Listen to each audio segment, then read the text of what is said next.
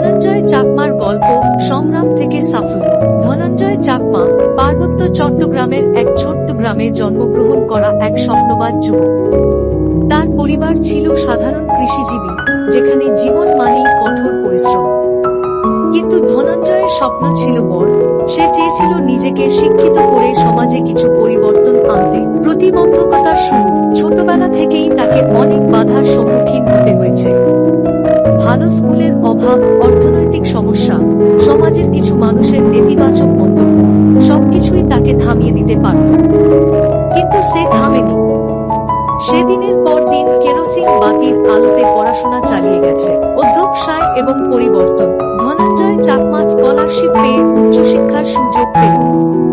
কিন্তু শহরে এসে নতুন ভাষা, নতুন পরিবেশ সবকিছুই তার জন্য চ্যালেঞ্জ হয়ে দাঁড়ায়।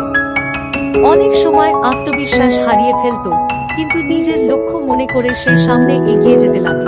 সফলতার দিকে যাত্রা। শিক্ষা শেষ করে সে শুধু নিজের জীবন পরিবর্তন করেনি, বরং চাকমা জনগোষ্ঠীর উন্নয়নের জন্য কাজ শুরু করল। সে পাহাড়ি সংস্কৃতি ও ঐতিহ্যকে ডিজিটাল প্ল্যাটফর্মে তুলে ধরতে শুরু করল। নিজের স্টার্টআপ তৈরি করে পাহাড়ের হস্তশিল্প ও অর্গানিক পণ্য বিশ্বব্যাপী ছড়িয়ে দিল। ধনঞ্জয়ের শিক্ষা, বাধা আসবেই, কিন্তু হার মানা চলবে না। কঠোর পরিশ্রম আর আত্মবিশ্বাসী তোমাকে লক্ষ্যে পৌঁছে দেবে। নিজের পরিচয়কে গর্বের সাথে বহন করো, কারণ সেটাই তোমার শক্তি। তুমি যেখানে আছো সেখান থেকেই শুরু করো। পরিশ্রম করো, শিখতে থাকো, একদিন সফলতা তোমার দরজায়